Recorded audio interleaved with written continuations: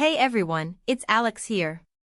If you've ever sat down to watch a new release on the big screen in your living room and felt the dialogue get lost in the explosions, or if you've worried that a sound system might look great on paper but end up being more of a headache than a helper, this is the kind of review you need.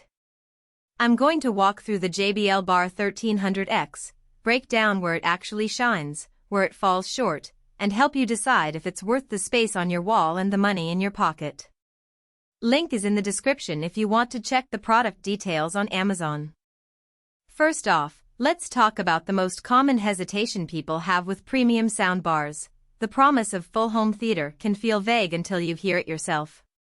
The Bar 1300X claims an 1.1.4 channel setup, meaning a main bar, detachable left and right surround speakers, a dedicated subwoofer, and even high-end drivers for Atmos.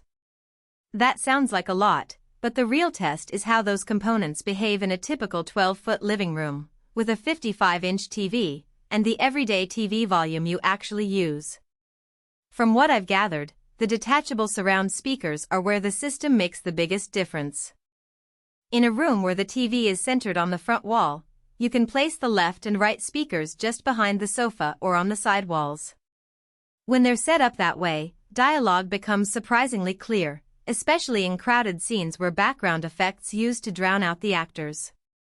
I've seen people describe the experience as the movie finally sounds like a theater, and that's not an exaggeration. Those height drivers bounce sound off the ceiling to give you the overhead whoosh effect in a way that most soundbars don't manage without ceiling speakers. Now let's consider bass. The 12-inch wireless subwoofer is one of the larger ones you'll find in a home theater package. In a medium-sized room, it delivers that deep rumble you expect from an action film, but the sub is also surprisingly controllable. There's a bass level knob on the remote, and I've heard users note that if you keep it modest, the sub won't shake the picture frame. That means you can enjoy a solid low end for movies while still having enough headroom for the quieter moments in dramas or sitcoms, where an over-boomy sub can become distracting. Connectivity is another area where the Bar 1300X tries to win your confidence.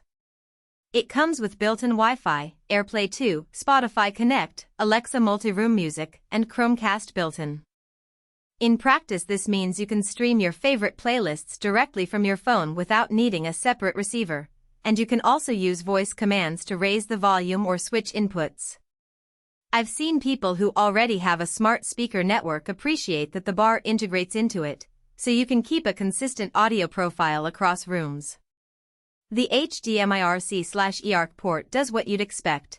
It carries the high-resolution Dolby Atmos and DTS X streams straight from the TV without any extra decoding steps. One practical glitch that some owners notice is the remote. It's a fairly full-featured remote, but the layout can feel a bit crowded, and the backlit buttons are a little dim in a darkened home theater. It takes a couple of uses to find the right button for switching between TV, Bluetooth, and the Wi-Fi modes. If you're a power user who wants to toggle between sources quickly, you might find yourself reaching for the app on your phone instead. It's not a deal breaker, just a minor inconvenience that adds a few extra seconds to the plug-and-play experience. So, who should consider buying the JBL Bar 1300X? If you already own a fairly large TV, 55-inch or bigger, and you want a noticeable upgrade from a standard soundbar, especially in the dialogue and surround sound departments, this model is a solid pick. It's also a good choice if you enjoy watching a lot of blockbuster movies or the occasional immersive game where that height channel effect makes a difference.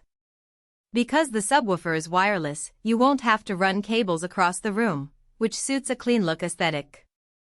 And if you've already invested in a JBL ecosystem or a smart home voice assistant, the integration feels seamless. On the flip side, there are people who should probably skip this unit.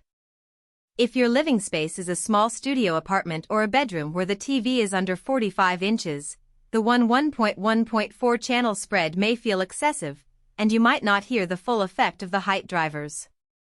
Likewise, if you're mainly watching news or sitcoms and you value simplicity over immersion, a more modest 2-channel soundbar will likely meet your needs at a lower price point. Finally, if you're sensitive to extra hardware on the floor, the 12-inch subwoofer does take up space, and while it's wireless, you'll still need a power outlet nearby. A practical question that comes up in a lot of reviews: how does the system handle everyday TV content versus movie night? For streaming services like Netflix and Disney+, the Bar 1300X passes through.